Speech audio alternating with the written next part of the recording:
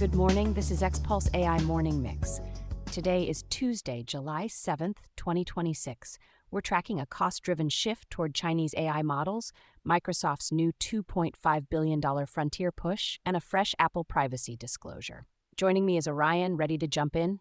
Absolutely. Let's do it. CNBC reported on July 7th that Chinese AI models like DeepSeek and Z.ai are gaining traction with U.S. companies as OpenAI and Anthropic get pricier. What's actually changing in buying decisions? A few things at once: pricing pressure, decent model quality, and packaging.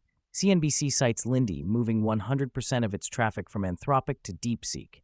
For many teams, good enough plus cheaper beats best but expensive, especially for high-volume tasks. Is this mostly about price or also openness and control? Both. Some of these vendors offer more flexible deployment options and a posture that feels more enterprise negotiable. Buyers also like having leverage. If you can credibly switch providers, your renewal calls get friendlier. What should a knowledge work team do this week? Ignore, test, or switch? Test, but be deliberate. Benchmark on your real workloads, run red team prompts, and review data handling and compliance boundaries. Cost spreadsheets just started sweating, but you still need a vendor risk plan before you flip production. Fortune reported on July 6th that Microsoft is launching a $2.5 billion operating business called Microsoft Frontier Company, aiming to tie AI models to customer data and workflows. What is Microsoft trying to sell here? They're selling outcomes, not tokens. Think package transformation, connecting models to proprietary data, embedding into workflows, and then measuring business impact. It's a CFO-friendly pitch. Turn AI spend into metrics like cycle time, revenue lift, and fewer manual steps. So is this more consulting, more product, or both? Both. It's likely a blend of platform capabilities, Azure, Microsoft 365, security, data tooling, plus a delivery engine to implement end-to-end.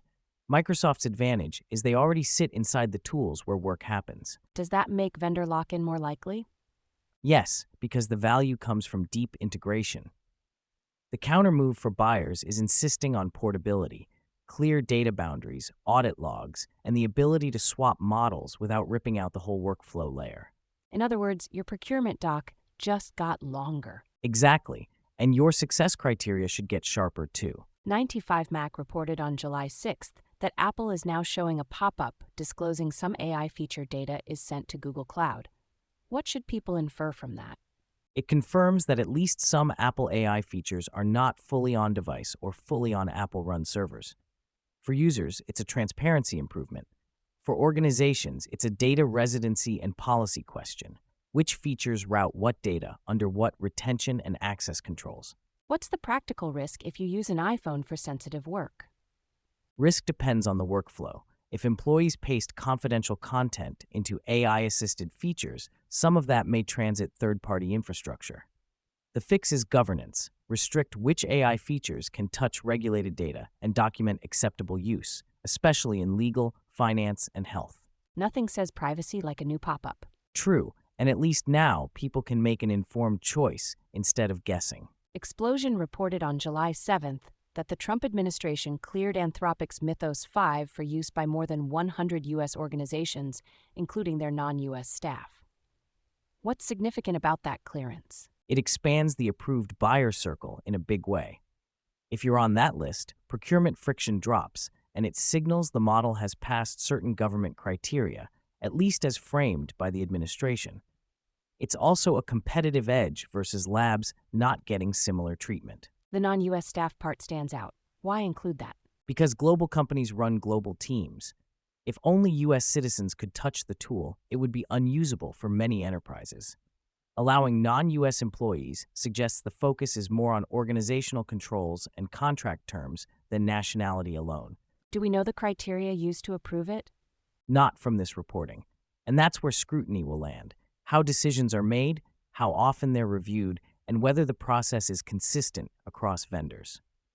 In AI procurement, the rulebook matters almost as much as the model. Bottom line, does this accelerate Anthropic adoption? For the cleared set, yes, especially if the approval becomes a checkbox in enterprise risk reviews. Prism News, citing Goldman Sachs research on July 5th, says China's top internet firms will spend over $70 billion on data centers in 2026, with power demand up about 25%.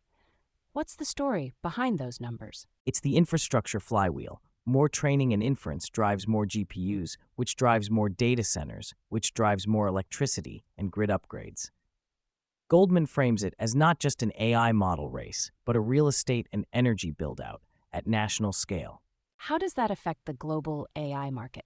Capacity becomes strategy. If you can reliably power and cool compute, you can ship models faster and serve them cheaper.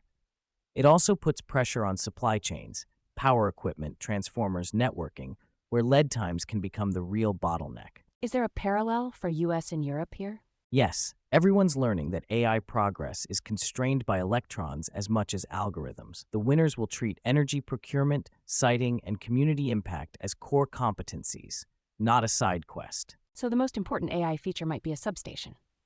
Unironically, yes. Let's sweep through a few more stories, starting with security.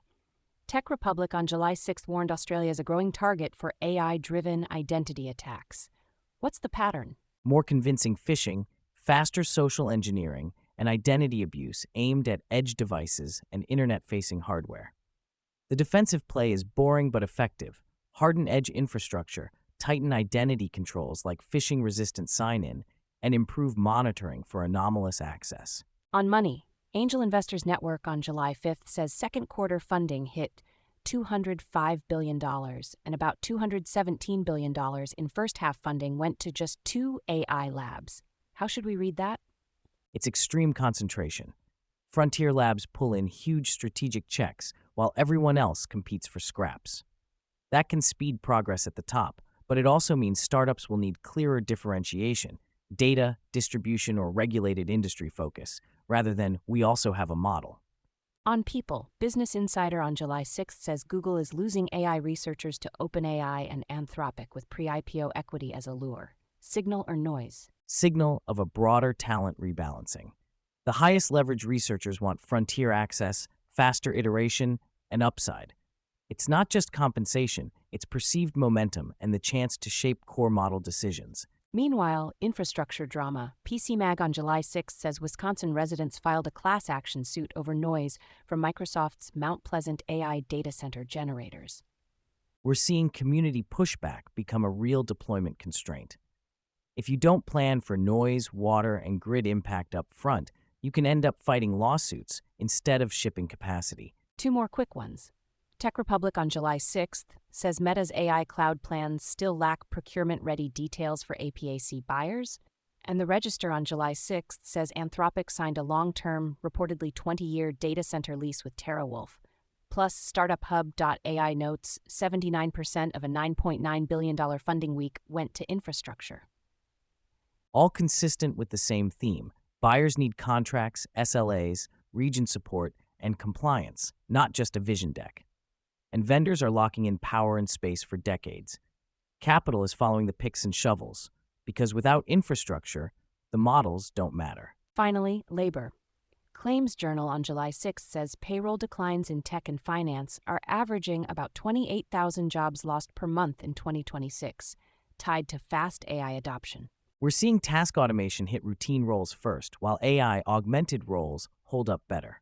The near-term reality is churn, job redesign, smaller teams, and more output expected per person, especially where workflows are standardized and measurable. That's XPulse AI Morning Mix from XPulse for Tuesday, July 7th, 2026.